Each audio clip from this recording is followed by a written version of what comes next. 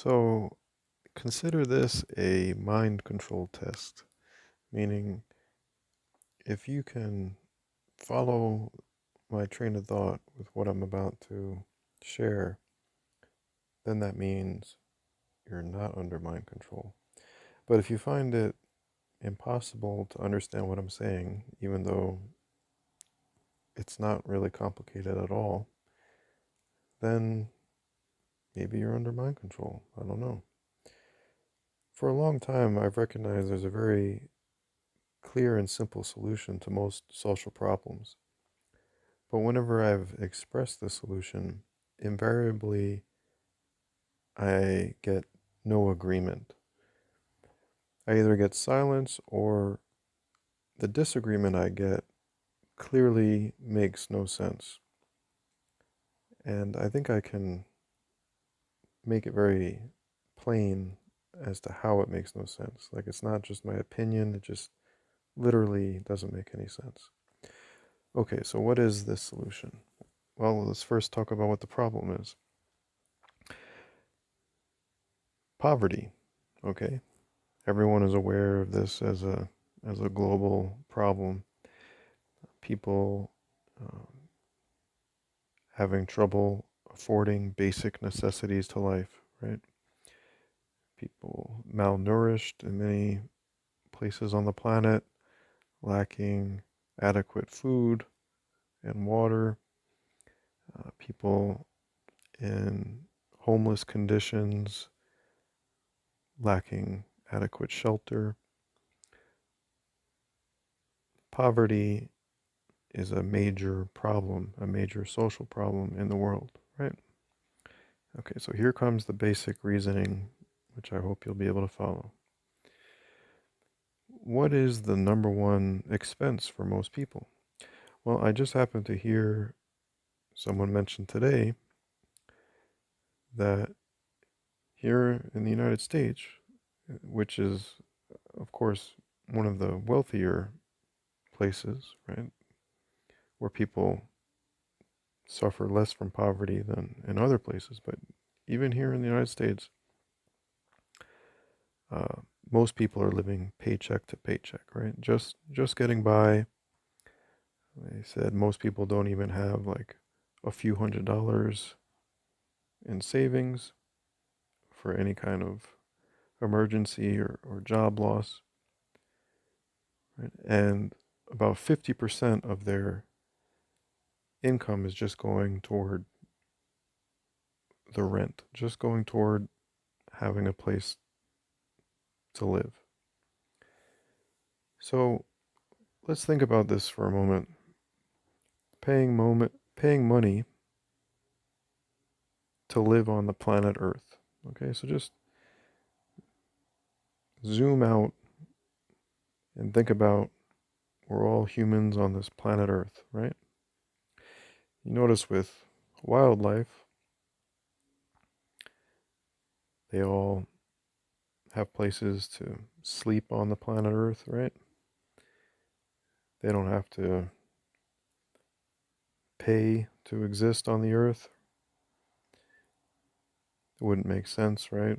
Now that they could, right? Obviously, they're not involved in any kind of monetary system.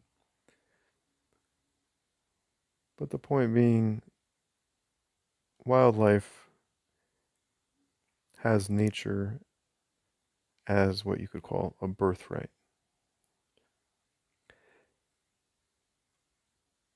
The simple question is, why do humans have to pay other humans just for a place to sleep on the planet Earth? And if paying for this place to sleep on the planet is actually the number one expense, wouldn't it therefore greatly reduce poverty if people did not have that expense? That's pretty basic logic, right? Take away the number one expense, well, then you're going to have a lot more of your money that you can keep, right? That's going to help you not be in poverty, right? Imagine you're on a boat You and maybe a couple dozen other people, you're going on some kind of voyage, like a vacation, right?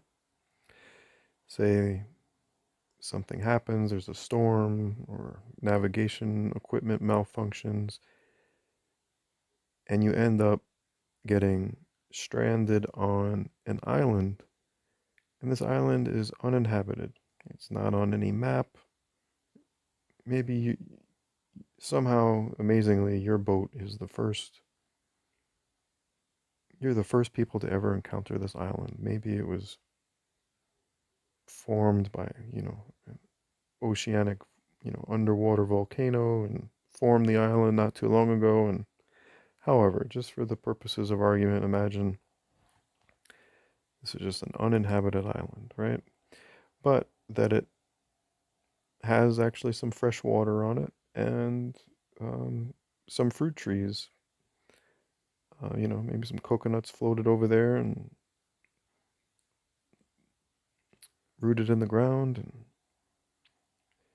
there's some food available, there's some water available, and there's nobody on the island. So say you're all there and you don't have any communication equipment functioning. Doesn't seem likely that you're going to necessarily be able to leave the island anytime soon. You're stuck there, perhaps permanently, who knows. What would be the fair arrangement, right? Wouldn't it make sense, and wouldn't most people probably agree that everyone should have, a place on that island to sleep at night, right? Just, you could say, as a birthright. Just, well, this island, none of the people on the boat made the island, right? It's naturally occurring resource, right? But it's a natural resource that's needed for survival, right? And you also need it for privacy and freedom, right? You need a bit of space. You don't want to be have other people right up on top of you if it's not necessary, right? It's not like you need to be acting like you're in a subway in Japan when there's plenty of space around, right? So it makes perfect sense that everyone should have some of their own private space, right? Of course, if you want to, two people voluntarily want to be next to each other, like a couple, for example, of course, there's nothing wrong with that. But for those that are not couples and would like to have their own private space, it makes perfect sense that they should be allowed to have that space, right? It would be aggressive to deny them that space. Likewise, with the fresh water that you find on that island, the obvious fair thing would be to share that fresh water with one another, right?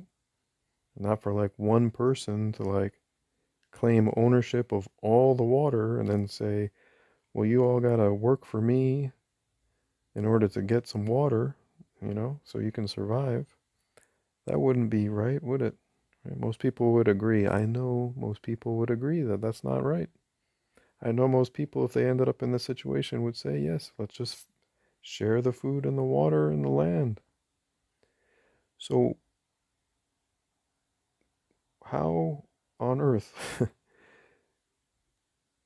do you not recognize that it's the same situation for all of us anywhere on the planet? Now, here are where the objections come in that actually make no sense. People will say, oh, well, it's different because all the land is owned by people, right? And all the water, you could say, is owned by someone. Okay, so here's the key point that always just seems to go in one ear and out the other.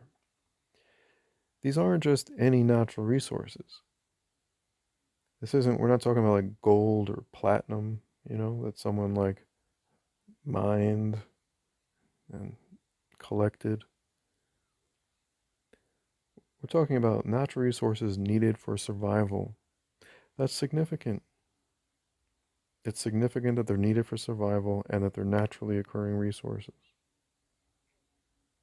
Because if you're denied natural resources needed for your survival, right? What does that mean? If going back to the island, if one person were to say, "No, you can't have access to the water or the food without paying me, or you just can't have access to it at all because I got, I ran over there first and I put a little flag in the ground or whatever. I claimed it first. Too bad. You're all just going to have to starve to death or, die of dehydration." Right? That wouldn't be considered okay in that scenario. But let's say he purchased it. Let's say before everyone got off the boat, he found out who actually owned that island, and he was able to, send one final communication out and, purchase the island with some Bitcoin. And so now he's the rightful owner. Would it would it be justified then that everyone there has to work for them, work for that person just to survive? What I'm getting at is that not all property ownership is legitimate. Namely, a classic example you could say is purchasing someone else's body, right? Like slavery, chattel slavery, right? And what did the slave masters say? Well, you can't free my slave. I paid good money. But why was that rejected? Because the human being that was enslaved and purchased wasn't actually up for sale in the first place, right? It's not actually a legitimate purchase. And actually, the same thing holds true for your fair share of natural resources, namely land, water, and seed needed for survival. Because if someone denies you those, you're then enslaved to other people. You're being denied your natural birthright, which belongs to everyone. And so it's the number one solution to reducing poverty. It's the number one solution to various other problems in economics and politics, right? That you are able to disconnect from by being able to have your own space, grow your own healthy food, right? Not be subject to an exploitative, toxic system, right? Being able to have true independence and live a natural and free life in voluntary community with others. Everyone having a birthright to sovereign homesteading land and seed is an obvious solution. And to say, well, other people have purchased it doesn't actually hold up because you're taking if you're claiming more than what's your fair share of this natural resource needed for survival, you're then actually denying it to others, right? So that's not fair. That's abusive. And so purchase that violates other people's natural right to be able to live freely and survive naturally on the planet Earth is not a valid purchase. Just like it's not valid to purchase another human being. It's that simple. But yet, again, it seems most people are unable to follow that train of thought. They just will say things like I was told earlier today, that you don't have a right to anything that you didn't purchase or didn't produce yourself, right? But this completely ignores the whole logic of the island scenario, right? And the fact that these are naturally occurring resources needed for survival that humans did not create. Therefore, it makes sense that everyone should have access to a fair share. And when I say a fair share, we're talking like an acre or two of land, right? And enough water to sustain your vegetable garden and orchard, right? Common sense on what a fair share is here. So many people talking about the need for freedom and equity. And the most obvious solution for that, the thing that would provide both to the greatest degree, is not even on the radar. Homesteading land and water as a birthright is nowhere to be found in discussions at all. So that's why I'm wondering, is this mind control? Is this the unthinkable thought? Let me know. Feel free to comment on this and see if you can think of some other objection besides the objections I've already mentioned and shown to be inadequate.